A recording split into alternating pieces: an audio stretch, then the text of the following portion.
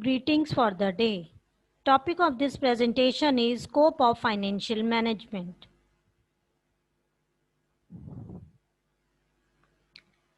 Scope of financial management means the kind of activities or functions which are generally performed in financial management. Here, scope means the functions or the activities. It means what kind of work, what kind of functions are generally performed while doing financial planning or while managing finance. So first is financial management and economics.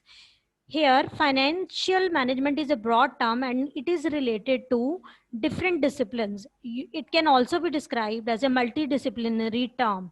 So now let's discuss how finance is related with other disciplines. Financial management and economics. What is the role of financial management in economics?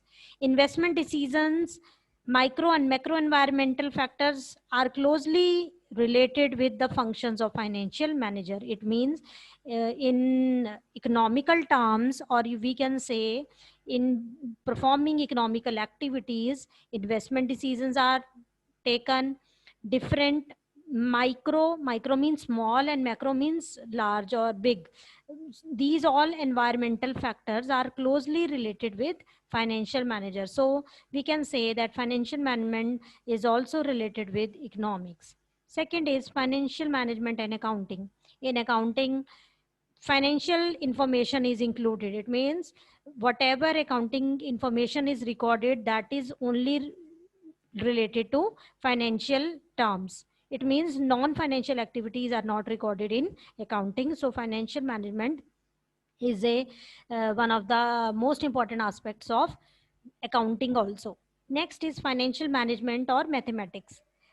While performing different managerial functions, different decisions are taken like economic order quantity, discount factor, time value for money, present value of money, cost of capital, different capital structure decisions, different dividend decisions, ratio analysis, and working capital analysis. So all these are mathematical and statistical tools which are generally followed or applied in a business. So for performing all these activities, financial management is is generally performed or is generally done. Suppose let's take the example of dividend decision. It means if the business is planning to give dividend to its shareholders, then it will have to manage their finance. It means how much portion should be distributed as dividend and how much is to be retained as a surplus, or you can say how much part should be retained to reinvest in the business. So it is also related to mathematics. Financial management and production management. Every business is related with doing or producing different products or service. So for producing those goods, finance is required. So financial manager must take proper decision, must take wise decision to manage its production process smoothly.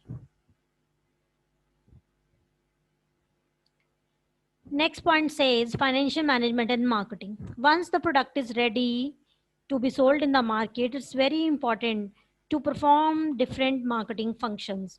Financial manager or department, finance department is responsible to allocate the adequate finance to marketing department. So financial management and marketing are both interrelated. Next is financial management and human resource.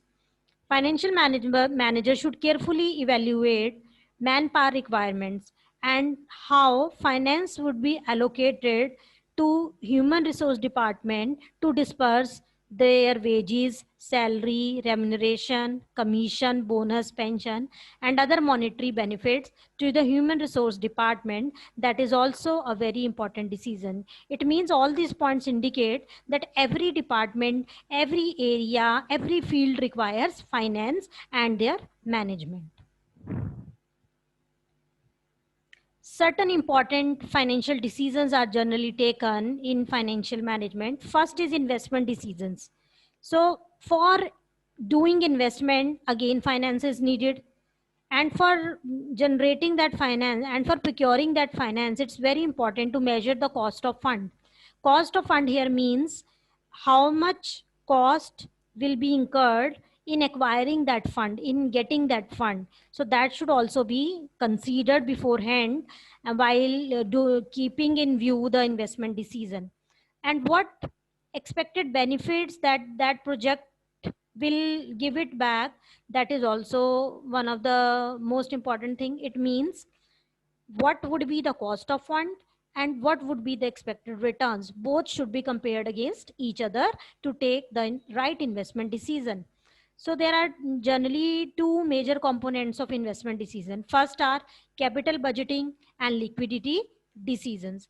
Capital budgeting is mainly concerned with the allocation of capital and funds in such a manner that they yield earnings in future.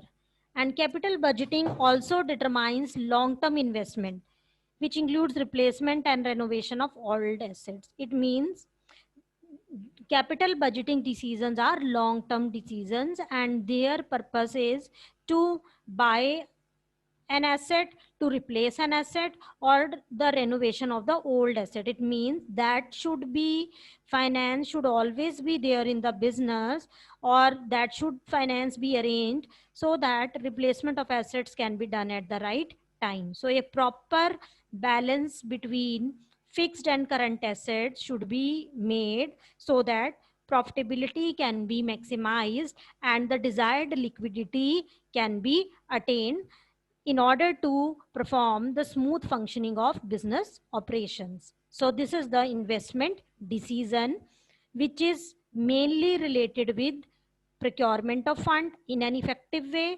and the return which a business would get from a particular project or an investment avenue, that should be considered.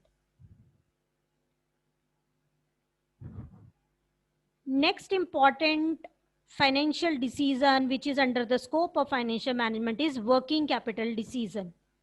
Working capital decisions are mainly called short term decisions, which and they are generally taken for a short period of time, and their main purpose is to perform or to run the business operations in a smooth way. Day to day routine business operations should run in an effective and smooth way without any hindrance, without any hurdle. So it is mainly linked with the relationship between short-term assets and their liabilities. Now let's discuss what the short-term assets are. Short-term assets generally include cash in hand, receivables, inventory, short-term securities, creditors. These are short-term liabilities. Creditors, bills payable, outstanding expenses, bank overdraft. These are short-term liabilities. So short-term assets and short-term liabilities, there should be a proper relationship and you can say uh, proper balance between both of them. Short term assets can be exchanged with cash within one calendar year. That's why they have been termed as short term, because they can be converted into cash within a period of 1 year. Similarly, liabilities have also to be settled within an accounting year. So it's very important to keep short term assets and to utilize them in settling down the current liabilities of a business. Next decision is dividend decision. Dividend decision, it is also a very important decision. Generally business distribute the entire profit in the form of dividend, or distributing only a percentage of it. It means whatever profit a business earns, it does not distribute the whole profit in terms of giving dividend to its shareholders. What generally a business do? It keeps a certain portion of that dividend into the business and distributes a certain portion in the form of dividend to its shareholders. And whatever ratio is decided to pay dividend to the shareholders, that is called dividend payout ratio. Or in other words, it could be described as proportion of net profits to be paid out to the shareholders. So here is an important term, optimum dividend payout ratio. It means the dividend payout ratio should be optimum. Optimum here means it should neither be too high and neither be too low. So a proper payout ratio, dividend payout ratio should be decided by company. Next is Stability of cash, dividend and stock, that is also very important, and it also generates number of investment opportunities. If there are cash dividends, it means if a business pays most of its dividend in the form of cash, then it would greatly affect its investment opportunities. So a proper combination of cash dividend or dividend in terms of shares should be done so that expansion activities can be performed easily without any hurdle. So expansion of economic activity all depends on effectiveness of dividend decisions and scope of financial management. So in this presentation, we have discussed the scope of financial management, and what scope here means the kind of activities or functions which are being the part of financial management. Thank you.